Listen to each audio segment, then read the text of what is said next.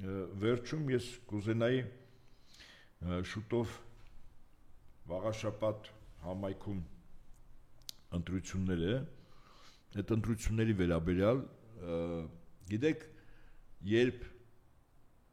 որոշ մարդիկ հիմա փորձում են շահից ելնելով տարանջատվել կամ մեծ հեռավորություն պահել Փաշինյան Նիկոլին, որտեղ այդ մարդի, ինչպես ասում են, այդ մարդի վրայից հոտ է գալիս, հա, հայերեն ասած Վանյա հետ։ Հիմա ուրեմն էս Վանյա, որի վրայից Վանյա տանում, բոլոր առումներով։ Ուրեմն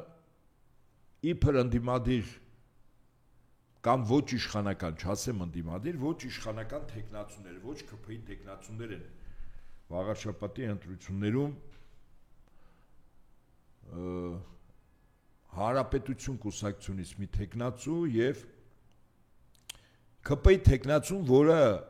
հրապարակավ ինքը փորձում է ձերբազատվել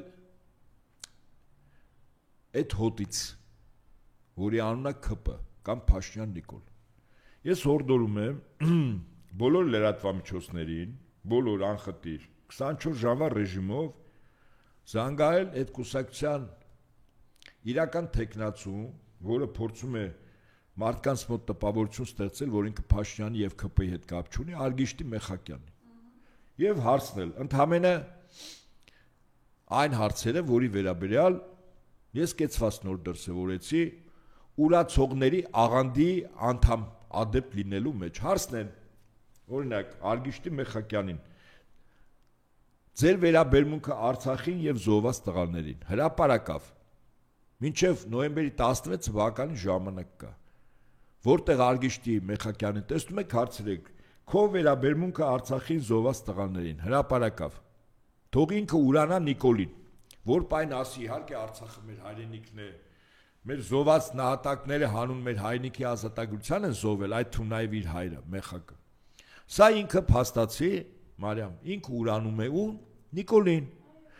Հաջորդը նույն Արգիշտին թող լրագրողները եւ քաղաքացիները հարցնեն, քո վերաբերմունքը ցեղասպանությանը եւ այն Արարատին, որ ամեն աստծոր, երբ որ աչքդ բացում ես, քո ապրած բնակավայրը այսպես հարևանությամբ է Արարատին գտնվում։ Խոսքս Էջմիածին քաղաքի մասին է։ Քո վերաբերմունքը ցեղասպանությանը եւ Արարատին թող ասի, որ ցեղասպանության ինքը հետամուտ է լինելու եւ որից է ձևով, եթե ինքը ընտրվի, Արարատ Սրբազան լեռը երբևիցե ոչ պաշտոնական եւ պաշտոնական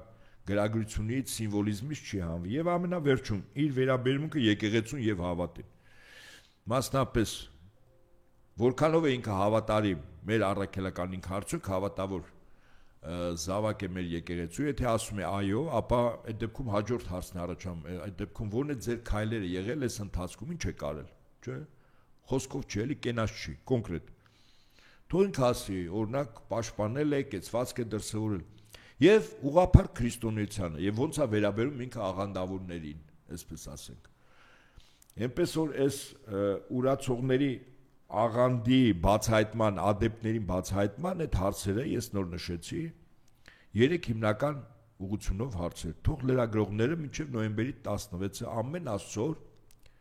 Արգիշտի Մեխակյանին տան, ինքն էլ հրապարակավ, եթե ճիշտ կեցված դրսևորի,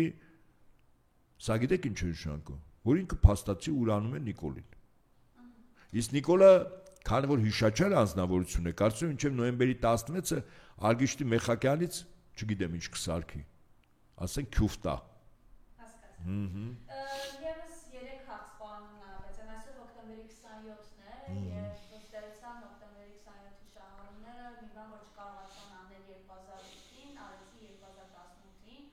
Խնդրեմ ես մասով ձեր խոսքը եւ որպեսզի ձեզ չընդհատեմ, ինչ է ասում համատեղության կարգով ԵԿՄ նախագահ կամ Նիկոլ Փաշինյանի մոտ աշխատող Սասուն Միքայելյանը, եթե Վազգենը կենթանի լիներ, նման բան չէր կարող լինել Ղարաբաղի հետ կապված, ասում է Սասուն Միքայելյանը։ Խնդրեմ իր այս խոսքը, իսկ ինչ վերաբերում է այդ Փաշինյանի հայտարարությանը, որ Ղարաբաղը մերը չի եղել ներողություն, դե հիմա Մարտա Պահիտակ ասել է Արցախը Հայաստան է։ Ով ասում այդպես։ Սասուն Միքայելյանն է ասում, արդարացնելով ճակատավոր Փաշինյանը։ Այսինքն Նիկոլը Պահիտակ ասել։ Այո։ Այստեղ սկսենք վերջից, հա։ Եւ ոստայության Սասուն Միքայելյանի համար Արցախ Հայաստան չէ։ Չէ, մի րոպե։ Նախ ինքը նման բան չի ասել Սասուն Միքայելյանը, բայց ինքը շատ կարևոր նոր մեծ ինֆորմացիա է տալիս։ Գիտեք, Պարս Սարեցին հաճախ իր մտքերը որ ասում է, ենթատեքստով փորձ է արվում ինչ որ մեկին պաշտպանել, բայց ինքը ճշմարտությունն է ասում։ Հիմա դուք նոր կրկնեցիք, ասում է Նիկոլի Պավով ոնց է ասել Արցախ Հայաստան, չէ, կրկին։ Ասում է, դե հիմա մարդը պահի տակ ասել է Արցախ Վերջ, այսինքն Նիկոլ Փաշինյանը պահի տակ ասել։ Ինքը շատ ճիշտ է ասում։ Նիկոլը պահի տակ ասել։ Այսինքն Նիկոլը 18 թվից եւ դրանից առաջ երբեք չի ընկալել, որ Արցախը Հայաստան է։